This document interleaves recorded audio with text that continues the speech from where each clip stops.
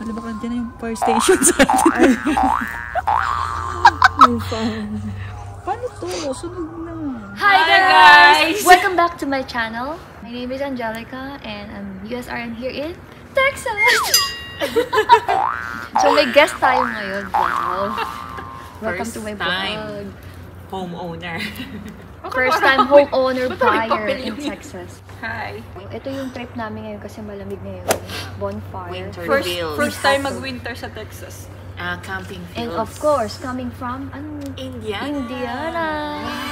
Say hi ka naman dyan. Baka may Hi kakilala guys! ka nanonood sa video Shout ko. out sa mga nakakilala sa akin. Travel nurse. Ayan, Traveling. DM kayo kung gusto nyong interviewin ko yan. Low-key lang. Tanungin na natin ang may-ari habang nagsusunog kami ng hotdog. Ako nagsusunog ako ng mallows. Ewan ko sa inyo kung anong sunog yung ginagawa niyo. Yung sa akin sunog na pero matigas pa rin fish. Parang yung malas na-appreciate ko, pero yung hotdog, matigas. Slowly cook mo kasi yung hotdog. Taas mo. Yung vlog niya for today is how to cook mallows and hot dogs. Hindi na ako nakakonsentrate magtanong in kasi busy mo. ancient way. In Asian way. Okay, simulan na natin ang tanong. Okay. First question. Yes. Ikaw ba yung vlog? Ako siya yung host. Paano ka nag-prepare dito? Ay. General. Tapos mo na yung script mo.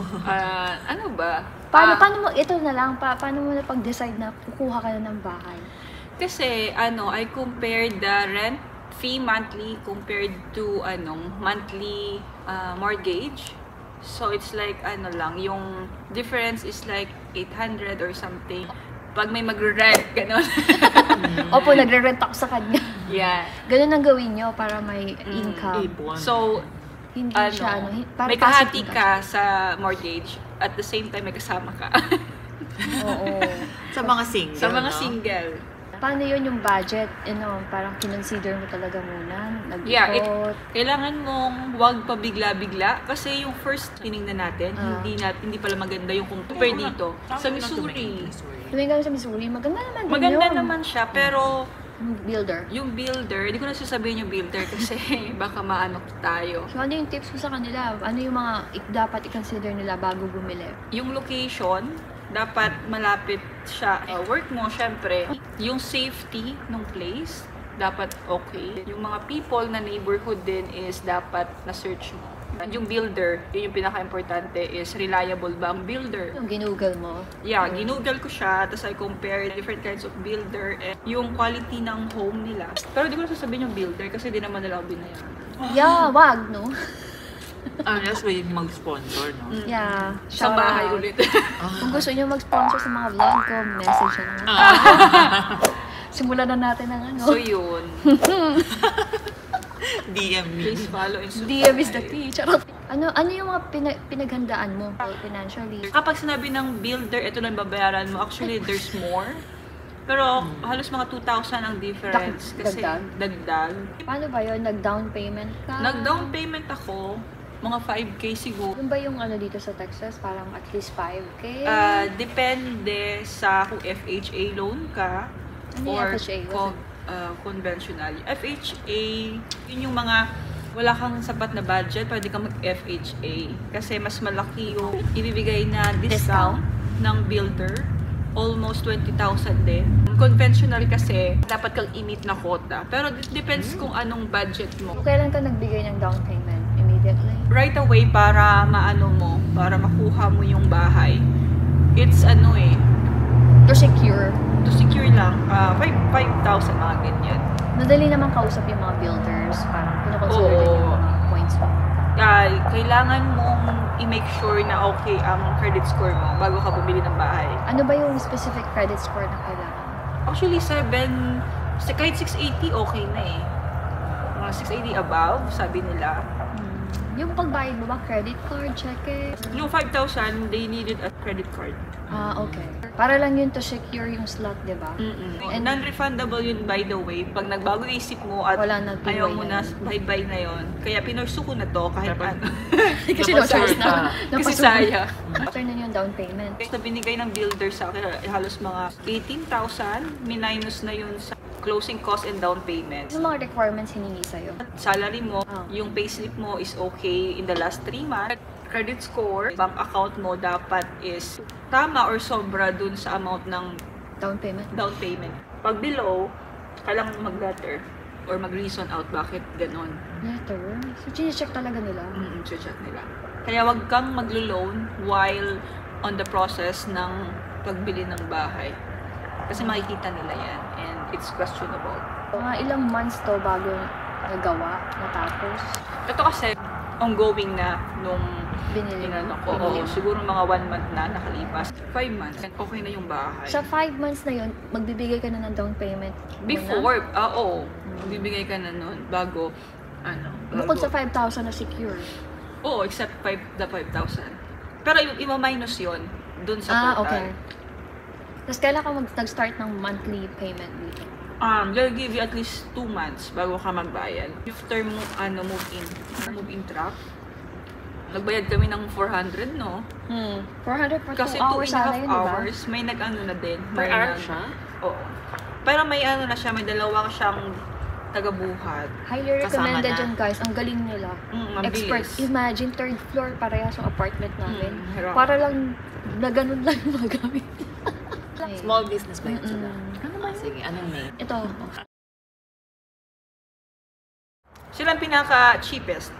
Sayang, hindi ko nga na-videohan yung paghakot nila. Ang galing na lang. Na-amaze nga kami dalawa eh. Kasi kung U-Haul, no, walang tao, ikaw lang. Ikaw lang. Oo, mura nga. Parang mas 75 mura to kasi may tao pero din sila. Tsaka hindi ka hassle magbuhat-buhat. Sila din sila ang na bahala. mag-a-arrange. Sila na magbabalot ng furniture mo. Tsaka magbababa. Yes, oo. nakabalot ng plastic. Tapos sabihin mo saan, ang ganda. saan ilalagay. Pati yung bed frame, dinas-assemble. O deserve and- talaga nila na maano. Inassemble din nila yung inassemble na din. Sabi nila, saan ilalagay ito? Ituturo mo lang. Kasi sila na mag-ano sila siya. pa yung cheapest. Yeah. Fairness, ang ganda ng service nila. In-interview ko nga yun eh. Kasi sabi nila, pag wala silang call, Wala walang, silang sahod na. wala silang sahod. support natin nakakawa na. din. Sa utilities. Utilities. Na-compare mo na ba yung cost of ano mo? Yeah. Expenses Actually, from apartment versus the house? yeah. Yung Most especially the kuryente. yung kuryente, hindi ko pa alam kasi winter ngayon. So, Hindi kami nag-aircon eh. Hindi masyado. Sa 4 beds, which is malaki na, ang ano lang for this month is 60 something, 63. Yun, net na na. Sa amin sa India, minsan umaabot ng 100 eh. Pero with heater daw yun. Hindi kami nag-heater. Kami nag-aircon. Depende Oo. siguro sa electricity company mo. Kasi ang kinuha ko, weekends, free Libre. siya. Hmm. So, doon kami nag-washing weekends and Na, washing and dryer unlimited. dryer ng weekends. Bukas din Tapos, ng ano, heater. heater. Minsan, pag di na kayo pag lamig. weekends. Nagtitipid kami. So, Monday to Friday, hindi kami naglalaba. Char. Pag wala lang choice. May special tong ano, di ba? Yung bahay na to. Insulated. Insulated Yun yung foam. pinapromote ng ano, maganda. ng builder. And then, how about the water? The war? Yung water, Water. yung water, UK, galing UK. Ay, sa mga taga-UK na nanonood. yung water, tipid siya kasi yung advice sa amin is pag mga ganito kalaki na backyard is once a week pag winter. Pag summer, doon magkakaalaman kung ilan. Kasi ngayon, nasa 60 din. Pero feeling ko 60 yung war? Oo, yung water. Feeling ko pag summer, aabot siya ng 100 something. Kasi ang pag-water ng mga grass is 2 to 3 times a week pag summer. Kasi sobrang init sa Texas. Kaya baka ipasimento ko na. Wi-Fi, nasa 50. Monthly, unlimited na yan. Mura. Then, kumuha din kami ng security, no? Yeah, sa bahay. Security, ADT. So, Yung una ayaw pa niya. Sabi niya mahal. mahal. Kaya lang, halos gabi-gabi kami dinodorbelan. As in security na nag-round. Hindi, security ng camera yan. So, yung ADT is parang pag may bumukas ng pinto, mag-alarm siya, diretso sa Sensitive. police Police station para ma-update. Tapos natawagan ka kung talagang ikaw ang nagbukas or Kasama ba may yun sa something. builder? Or... Kasama, hindi. Yung builder is installation lang. Pero yung ganun, Parang partner sila. oo, partner sila. Same as fire, may kasama na din. So, pag may na-detect sila na fire, katulad ngayon, pag na-detect to, may pupunta na lang na fire Sitahin nyo na lang kami sa kulungan. Nakapila ko na. Gas, yun pala. Yung lutuan namin is gas. Akala namin electricity. So, wala akong kinontak. Hindi kami gumamit ng oven. Yung pala gas. Pero today, hindi naman kami nagluluto. Puro kami DoorDash. Nasa ano lang, 10 lang. Ate lang. Nice. Kasi hindi nagluluto. Uy, nagluluto naman tayo once a week. Puro kami dilata, ganyan. Tapos yung adobo namin, naglalas ng isang buwan talaga. isang linggo. Nagsama pa kami hindi nagluluto. Kasi sa previous video ko, di ba sinabi ko din yung appliances. So, optional ba yun? Yung appliances, kasama siya sa total, pero nasa sayo kung ialisin mo siya. Halimbawa, 330, alisin mo yung ref, ma-minus nila yun. Hindi ako kumuha ng ng sprinkler. Ang sprinkler is 2,500. Mahal yun. Magastos So, tayo bumili sa na lang ako ng hose Hose ka na sa lang. demo, $10 na. Mga tiyan mo. Mahal mo. Bagastusan nyo kami. Pinapromote Baka lang. naman temo. So, advice mo ba sa kanila na bumili na agad ng mga gamit? No, magtingin-tingin Para sila. at the same time, pag lumipat ka, mag-aayos-ayos ka na. Sa appliances, tinignan ko naman, kinumpare ko, yung sa cost ko, halos same price. So, Hindi ka pahirap mag-decorate. Oo. Sino nag-decorate ng mga kasi aesthetic ang niya? Ang aesthetic, ito. Yes. Siya ang nag-decorate. Kontakin niyo pala to. Hindi ako. May isa pa nga eh. Parating pa lang bukas. Parating pa siya bukas. Actually, yung pet din namin dito aesthetic eh. Kaso siya, uy, nakabukas ng door ba kasi bubo na? Hindi natin Hindi. namalayan, nag-jump na. Hindi, nandun lang yung sa loob. Sabi ko, doon ka lang sa kwarto lang. Sabi ng friend ko na taga-temple, nag-meet kami, pinunta niya ako dito sa Houston. Tapos, minayday niya ako, nagganong-ganong kami sa car.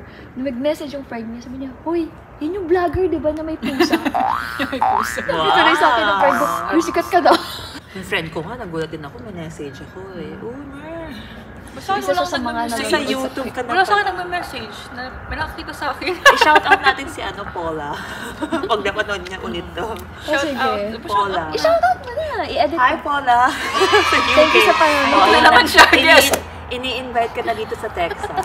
Dito ka na sa Texas. Kung tatanungin nyo, bakit maganda dito? Oh my God, walang state tax dito. Federal tax lang. Walang pasyalan. Yes, walang magandang dagat like Miami. Pero may Galveston. Sobrang cozy. May Galveston kami na pwede kayong... Andito din yung ng port if gusto nyo mag-cruise. Cruise. Alam mo yung dito, kung gusto mo work, mataas ang pay rate ng mga nurses dito. At madaming hospital na choices. Pwede ka Kaya mag-hop kang in, which is yung balak namin. Joke lang. Secret. Secret pala yun. I-delete mo yun. So guys, kung may tanong pa kayo, comment lang kayo. Gagawa Tapos ng part 2. Yeah, Q&A natin yan. Diba? Alam nyo naman na ang vlog ko is Q&A. Q&A.